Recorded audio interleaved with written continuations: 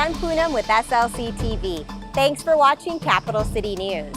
Salt Lake City has a very active and energetic art scene. In fact, there are over 200 pieces of public art displayed around the city, including the Galvin Center's Water Walk. The city's urban areas showcase various works from both experienced and emerging local artists.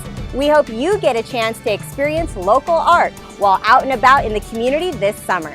For this week's episode, we'll hear from Lia Summers about the city's arts and culture scene. And our History Minute is about the Salt Lake City Warm Springs. Let's start off with our legislative update and look back.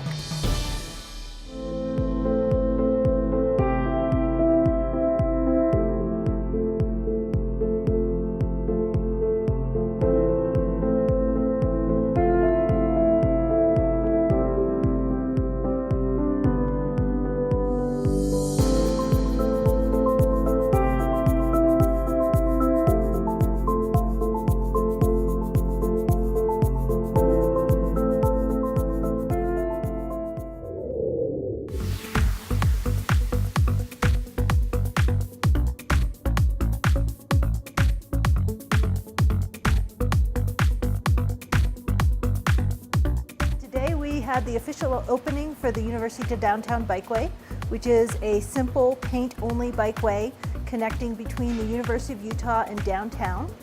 It provides 3 different routes, working their way through the neighborhoods using mostly quiet neighborhood streets, but connecting the 300 South protected bike lanes downtown to the University of Utah campus.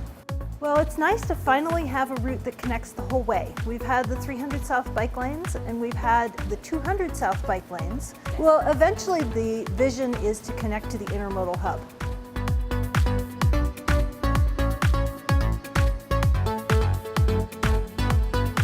For more information, including a route map, you can go to bikeslc.com. I want to welcome you all to the future site of Salt Lake City Fire Station number 3. We need a station here in the Sugar House area. It's booming, and we need the resources. We need the ability to react and be responsive to our community, and this is the facility that's going to enable us to do that. This building will be a net zero building, the 3rd fire station in the country to be built that way. The station will utilize solar features, specialized insulation, natural light. I do know that it's going to produce as much energy as we're going to use out of it, and I'm excited about that.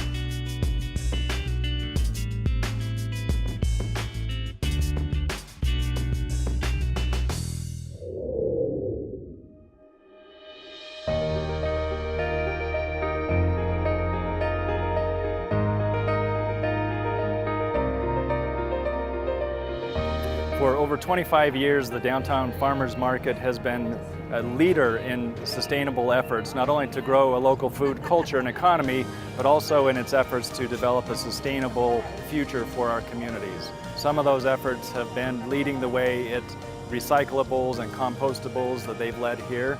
It's also a great way to educate people about the sustainable initiatives of the city and the county as a whole.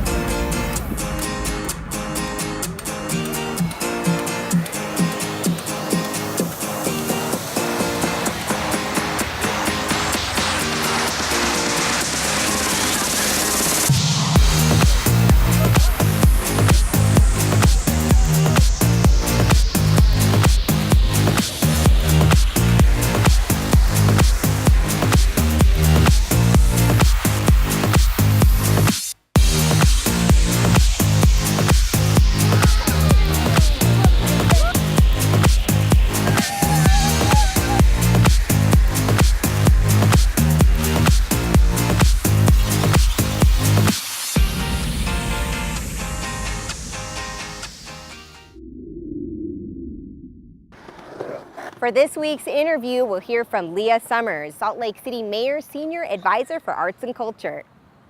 My name is Lia Summers. I'm Mayor Biskupski's Senior Advisor for Arts and Culture. The mayor contacted me because her vision for arts and culture in the city is to make Salt Lake City an arts and culture destination. We already have all of the great arts and culture we need to be a destination. It's just the world doesn't know it. So somebody with a strong passion for the arts as well as a background in marketing was what she was looking for, and I miraculously fit the bill. So a recent study from the National Endowment for the Arts told us that Utahns have the highest rate of attending performances per capita than any other state in the entire nation by a huge margin, like 20%. So we have a huge amount of arts and culture in the city and also throughout the state. To have the density of all of the arts locations in one small area with a relatively small population is really unique to Salt Lake City. There's a lot of data that supports the idea that arts promote economic development. We're standing in front of the Eccles Theater. One example of that is it's a chain reaction. Every time people decide to leave their houses and come to a performance here at the Eccles Theater, they're not only buying a ticket, which fuels the economy, they're coming down to Salt Lake City, they're parking their cars in a parking structure, they're maybe having dinner with their family, maybe going out afterward for a little bit of dessert, and then coming back maybe for another time if they enjoyed their experience. So times that by the 2,000 people sitting in the theater, that's a big impact for a downtown. Some of the things that we're working on as a city to help bolster that is in 2010, the city and the county formed a partnership to invest sales tax revenue back into specifically supporting arts and culture in the downtown area, which is the highest concentration of arts organizations in the city. The way that it will work is these funds that are set aside from sales tax increment go back into specifically promoting the arts and culture that we already have and adding vibrancy to the city through creative placemaking. So all of those things are aimed at helping the programs and institutions that we already have existing as a background support infrastructure. So we spent most of last year coming up with a master plan for strategies on how should we look to expend those funds during the life of this partnership, which started in 2010 and is set to last for 20 years. And got some really great, robust community feedback that has influenced what we have in the plan. So for information specific to the Cultural Core, we have a website, slcgov.com/cultural core. So if they wanted to read the plan, get an understanding for what may be coming down the pipeline, I would always encourage that, because while we do have a strategy lined out in the plan, it can always be changed and adapted for what the community tells us we need more. And now we take a trip back in time for our History Minute on the Warm Springs Plunge.